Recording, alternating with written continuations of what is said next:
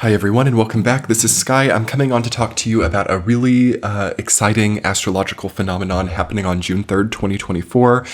This is being coined the Parade of Planets in the media, and I figured I would come on and give you my own interpretation of this transit that we're having.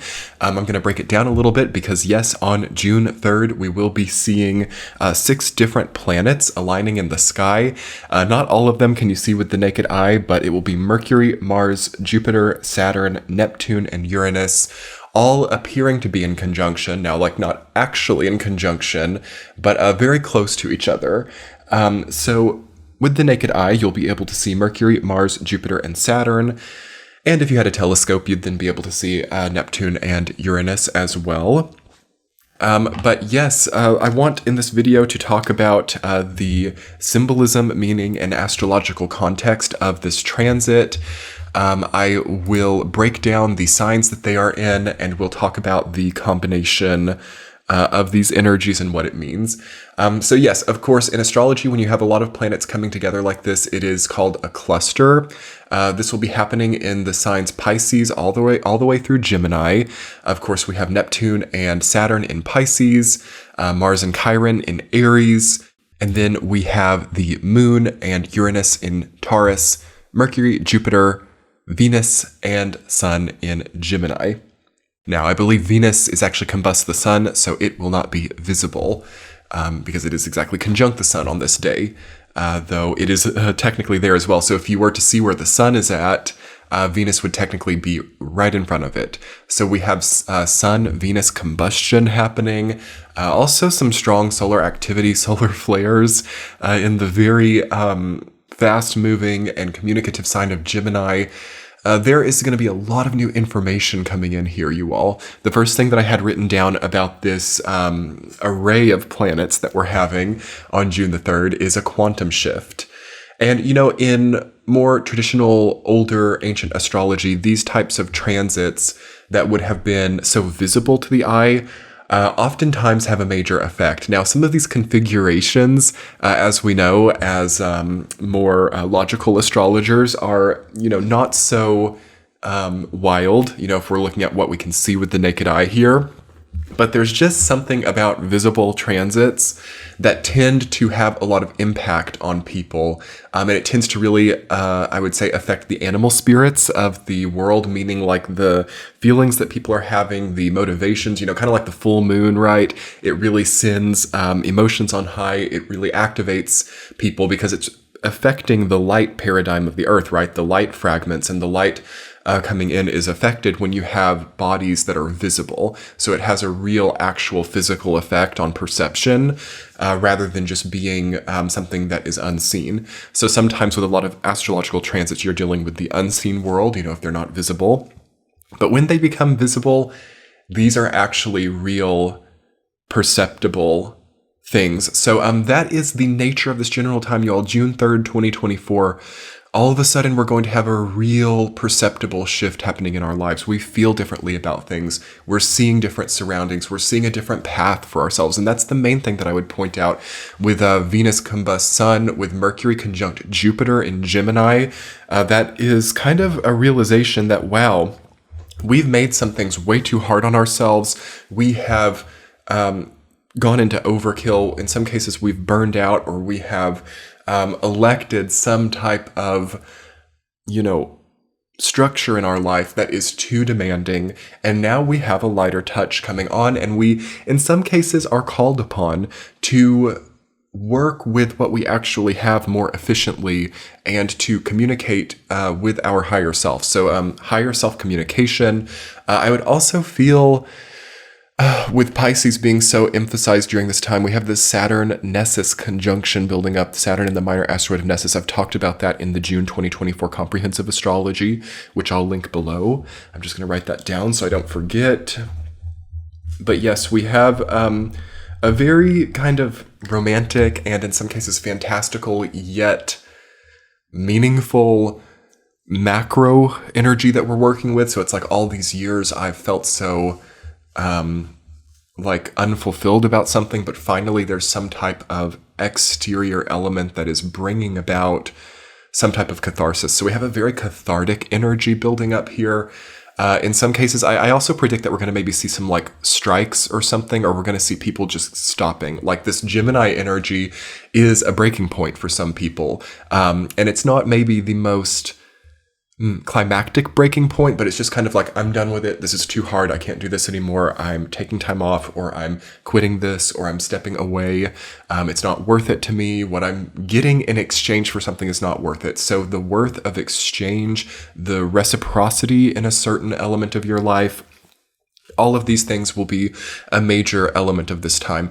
Also, it's a time of new relationships building, perhaps because another one has failed. So there's like a failure of some type of connecting point.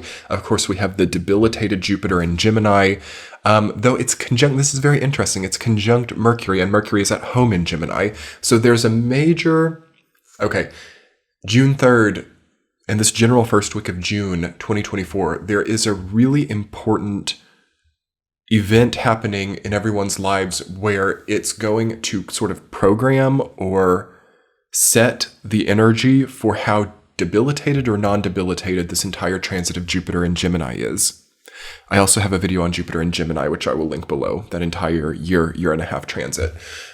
So we have both the debilitated Gemini energy and the more exalted. I mean, Mercury's not exalted in Gemini, but it's at home in Gemini. So we have the home space of Gemini and the debilitated, detrimental space of Gemini, both coming together. So this could also be a diplomatic progress. This could be the negative and the positive aligning. This could be unlikely friends or unlikely alliances forming up in June of 2024.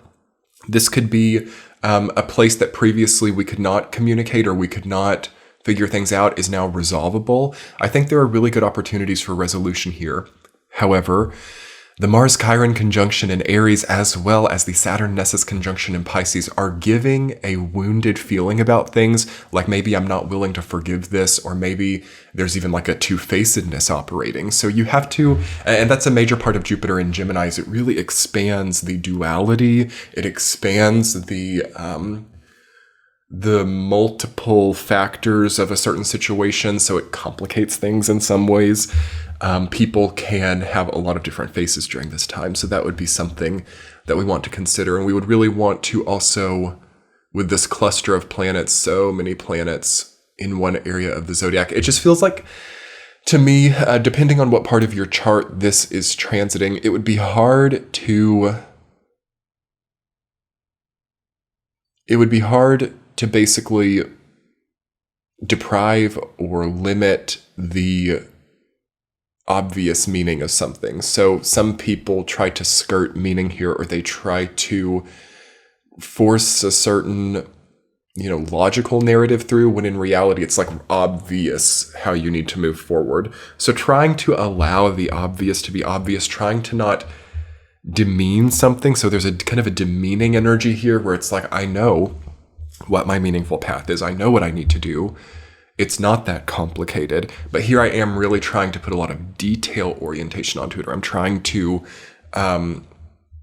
maybe stretch the meaning of something, or multiply something too much. So this also looks like inflation to me. It kind of looks like, well, there's not enough money, so let's just make more of it and expand and stretch out and populate. Okay, to energetically populate the area of lack. So there is maybe a big spending bill coming through here in June of 2024, or some type of major expense for a lot of people. I wouldn't be surprised if even on the personal level, there could be like a really big bill and all of a sudden, whoa, I have to like populate a lot of resources, or I have to make a big expenditure. And it could also be coming from the other direction. So you could come into a windfall, but it could also be heavily scrutinized. So there's a very critical scrutinizing energy with this entire cluster.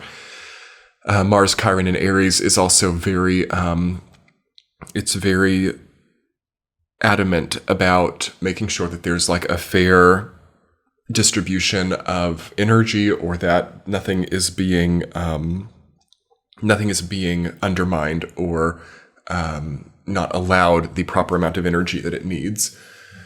Now, also, I feel that getting back to the visual element of this parade of planets transit, it seems like people are at a crossing point here. I feel that as we leave a certain area during this time, we cannot necessarily expect to return to it.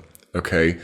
There is a finalization grid coming in during this time, but it's more playful, I feel, than we're associated to because of the way that these young signs, right, Aries, Taurus, and Gemini, are definitely the majority. However, of course, having Neptune and Saturn in Pisces and Pluto in Aquarius is just like there's something difficult about this time because we want the playful, youthful story, but we've got such weight in the final parts too. So it's, weight in the finalization while also having weight in the new beginning. And how do we balance that out, right? South Node and Libra kind of anchoring all of this as really the only point on the other side of the zodiac right now. Everything else is spanning from Aquarius to Gemini. So I would point that out here too. We have nothing else outside of Aquarius to Gemini. So there is nothing in the sign Cancer, Leo, Virgo, Scorpio, Sagittarius, and Capricorn. We do have South Node and Libra. But that's a lot of empty space. So that's a vacuum. Okay, yeah, nature abhors a vacuum. That's what I'm getting. Someone's told me that recently, and that really, I really started seeing that, like how there were certain spaces that were vacant or certain things that we just cannot fulfill anymore. And it's starting to create like maybe a destructive energy. So are there like vacuums in your life? Are there spaces that are not being filled? This would be an important time to see that, okay? And also like seeing why that's the case. Like, okay, this space is empty because there's not, maybe it's meant to be a little refuge or a secret, or maybe it's meant to not be known, or maybe it's just not really supported. Okay, so knowing when things go through their natural ebbs and flows, not trying to force populate things. This is, for example, one of the reasons why we have really pivotal destructive inflation right now, is because there's this feeling like, oh no, there's a lack. Oh no, there's something I don't have enough for something. I've got to create it out of thin air. And then the entire system gets demeaned in some way. So it's kind of a very, how can I explain this? It's a major rock and a hard place that a lot of us are stuck in right now, where we're faced with the crossroads of accepting lack or demeaning the entire system in order to populate something in a vacuum.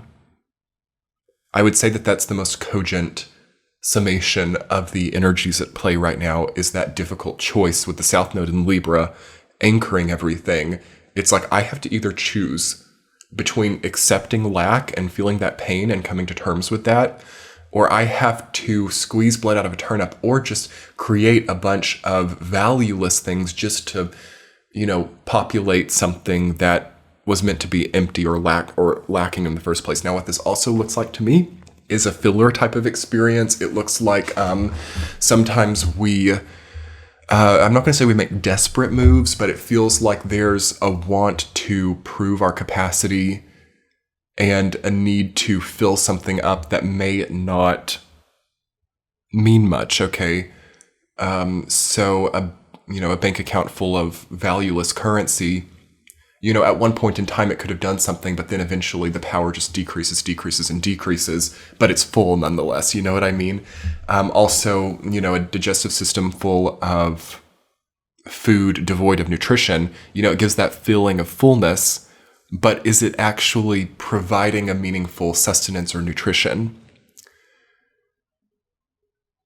This is really crescendoing to a major climax during this time, this process, because there's a lot of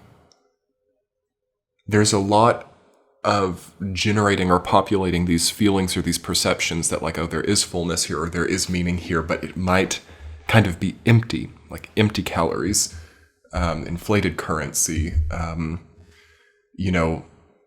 lot of, just repetitive or just, again, valueless media as well. So it's like consume. So we're getting into like a consumption crisis, or that is maybe actually hitting a turning point here. And people are really challenged during this time to actually create relationships and to create connections that actually have real value and real sustenance. with Venus Sun combust in Gemini. This is kind of like just, not having to overthink it anymore and just beginning to place yourself in areas where it's actually possible to connect. So that's something I would also see here. Maybe there's like an area karma here where it's like this area just does not agree with me, or I am through like responsibilities or duty, I am placing myself somewhere where nobody connects with me and it's kind of like voided out. So we could see this and actually quite easily resolve this. And I'm actually seeing travel for a lot of people too. Like this parade of planets energy could absolutely sort of be a portal into more movement or into beginning to experience places you've never been, because it's going to lighten the step. It's going to make the body lighter as well. And it's going to make just the energetic body, it's going to make us feel less locked down and less weighed down. But this is contingent on these decisions about, am I going to populate something meaninglessly, or am I going to accept lack? Sometimes we have to accept that we don't have something during this time, like getting off of some type of filler food. Like say you have like a fast food addiction or something, and like stopping that, like it might feel bad at first, but like eventually you're going to feel way better. So I feel that there's a necessary time of experiencing lack, also like a lack of dopamine or a lack of some type of adrenaline, or maybe like cortisol, like maybe you've had it just like surging and surging and surging, and now it's like happening even if nothing crazy is happening in your life, and we have to somehow begin to rewire that synapse. So I feel that a good rest and recovery routine will be important here. And I also feel that this is good. The best way that we can work with this energy, this quantum shift coming in through this huge parade of planets transit, is cutting a lot of things out, right? I would see like King or Queen of Swords energy with all this Gemini, and then the South Node in Libra. Like we really need to be leaning into these mature, evolved air archetypes. So that means things get just blown away. That means there's a clearing of debris, or there's a clearing of something. Also like air is brought back into a space. Like sometimes when energy gets negative in an area, it kind of like sucks the air out of the room, you could see that is changing here. And I think that the way to change it is to cut out a lot of things that you just kind of know are no longer good for you. And I feel like mass cuts, okay, so yeah, layoffs, things like that could definitely be happening here. Budget cuts, major paradigm shifts on what we feel like we can populate in our lives, what we feel like we can spend, what we feel like we can generate, reductions. And but this time it's different. It's different than what I've been talking about for like the last year and a half. It's like a long kind of complicated list of things that are all like immediately removed from the situation. That causes the paradigm shift and could very likely heal things very quickly. So anyway, everyone, that's about it for Parade of Planets. I hope you enjoyed this content. I figured I'd come on and talk about all of these planets visible in the sky. I hope you'll take a look and see if you can see it on June 3rd. Much love. Bye.